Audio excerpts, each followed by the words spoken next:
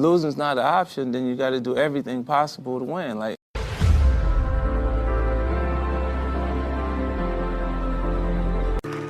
being a champion is not just receiving a lot of money or receiving a belt. I can retire today. I'm well off, very comfortable. But I got the will to win. I'm out there 4 or 5 in the morning working to this day. The only thing that I see that is distinctly different about me is I'm not afraid to die on a treadmill.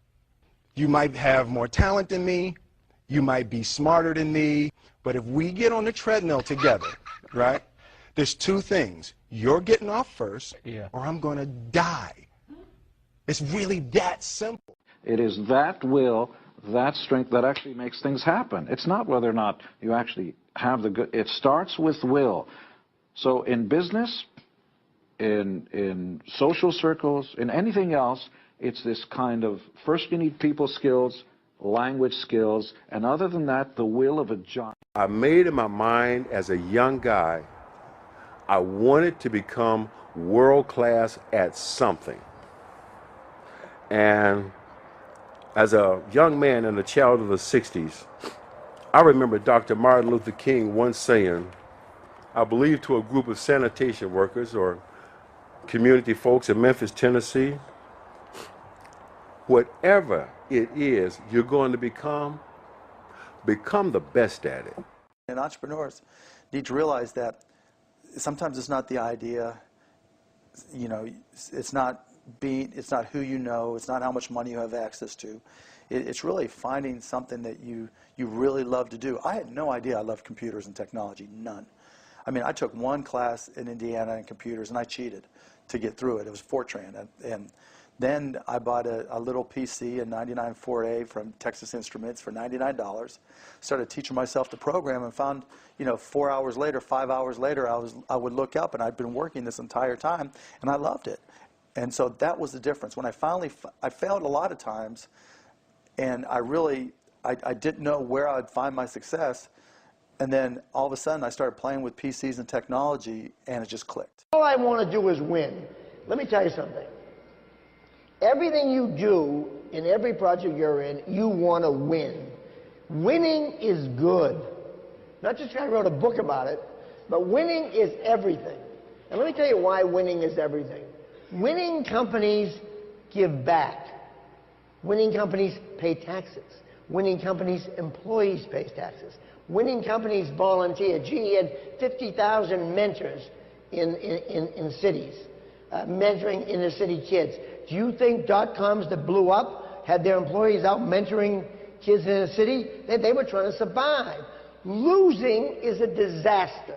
But you've got to have somebody, at least in the company, that has incredible drive, that just, you know, absolutely determined that, you know, you're onto something big and we've got to keep moving to get there. And just about everybody in Apple was that way. Now, I have to tell you right off the top that I always was very intense. As a kid already, I was very intense and I was very hungry. I always wanted to be the best. I always wanted to be number 1. I always wanted to get to the top. There was that hunger and desire in individuals like me to actually fend for oneself, okay? And you looked at your parents who did the best as they possibly could do. And we weren't lavished with luxuries, so to speak. And so there was that hunger. Want it, go and get it yourself. so it's definitely a God-given talent, and it was drive also. It was drive. I mean, it was tough. I mean, we toured the whole eastern seaboard because that's where our records would get played. We wasn't national yet, so we would tour all the way up to North Carolina.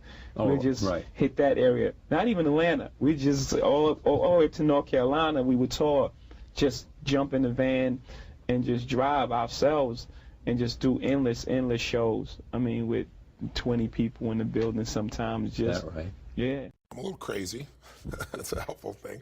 I'm driven. There's no question I'm driven. I've always been driven. I've always been hungry to make a difference. And I really think the difference in people's lives, everyone has different skills, abilities, or gifts. but not everybody maximizes them, and I really think the difference is hunger. I know a lot of very, very intelligent people that never maximize their ability. I know people that seem to have less given to them but gotten more out of themselves. I think everybody has it, but few people stoke it. And then some people have it initially. They're hungry, they're driven, but how many people have it at a level of a Steve Jobs or, a Tiger Woods where it never goes away? It doesn't matter how successful they become. Yeah, look, if you're going to be a great golfer, you better get obsessed about it, because the levels of greatness in the game of golf are so freaking severe that if you're not obsessed, you have no chance on talent to win at that game. Talent will not get you there in most games. You have to be completely obsessed at a cellular level. I'm obsessed with creating a phenomenal life, because I believe this: if you're not obsessed with a phenomenal life, you end up with the other kind of life, which is average.